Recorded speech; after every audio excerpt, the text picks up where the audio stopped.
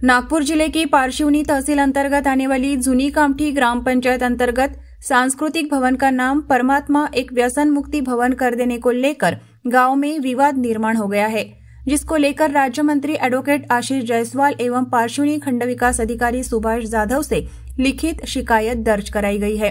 जूनी कामठी ग्राम पंचायत अंतर्गत प्रधानमंत्री खनिज क्षेत्र कल्याण योजना के तहत सांस्कृतिक भवन निर्माण का ठराव ग्राम पंचायत जूनी कामठी की कार्यकारिणी के द्वारा पास किया गया था। भवन निर्माण होने के बाद भवन का नाम परमात्मा एक व्यसन मुक्ति भवन रखने के कारण ग्राम पंचायत की आम सभा में काफी हंगामा हुआ। स्थानीय नागरिकों ने इस भवन का उपयोग सार्वजनिक करने की मांग की है। एक विषय आलाय हा की जो समाज भवन आहे परमात्मा एक नाव त्याला देण्यात आला आहे, पण तो त्या भवनासाठी जो ठराव झाला आहे तो सांस्कृतिक समाज भवन म्हणून झाला आहे आणि हे गोष्ट चुकीची आहे।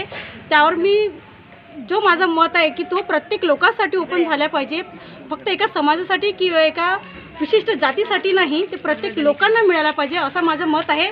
आणि तो मत आणि तो हक्क मी या गावातील सर्व नागरिकांना, त्या गावातील सर्व लोकांना देईल, हा माझा उपक्रम। समाज भवन हे एक सामाजिक कार्यकर्त्यांकरता किंवा सर्व समाजांना समभाव सर्व प्रकारचे कार्यक्रम घेण्याकरता एक सांस्कृतिक कार्यक्रम असो, कोणाचे गरिबाचं लग्न असो, साक्षीगंध असो, काही असो, त्या सर्वांना अवेलेबल असं एक समाज भवन असते। पण या लोकात काही लोकांचे विचार असे आहे की नाही बा ते परमात्मा एक करिता समाज भवन आहे, हे चुकीची संकल्पना आहे।